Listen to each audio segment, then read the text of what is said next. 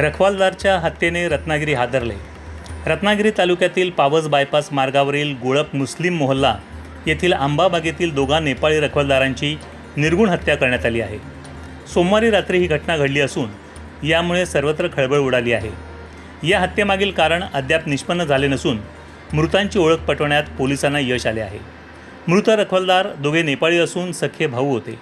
उपविभागीय पोलीस अधिकारी निलेश माइनकर, सहाय्यक पोलीस निरीक्षक सुधीर धायकर, स्थानिक गुन्हे शाखेचे पोलीस निरीक्षक जनार्दन परबकर यांनी घटनास्थळी भेट दिली असून पोलीस हत्या करणाऱ्यांचा कसून शोध घेत आहेत। उपविभागीय पोलीस अधिकारी निलेश माइनकर यांनी या हत्येसंदर्भात सविस्तर माहिती दिली। सर, नेमकी काय घटना घडली?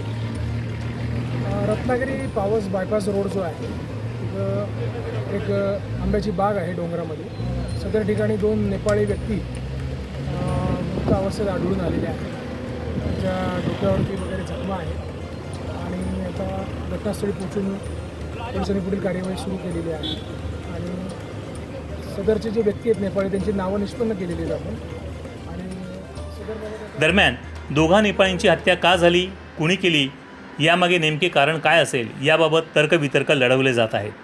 पोलीस यंत्रणा तपास करत आहेत, मात्र यामुळे रत्नागिरीसह परिसरात खळबळ उडाली आहे। सागर डिजिटलच्या यूट्यूब चॅनलला लाईक करा, शेअर करा, सबस्क्राईब करा आणि ताज्या घडामोडी नियमित पाहण्यासाठी बेल आयकॉनला प्रेस करा।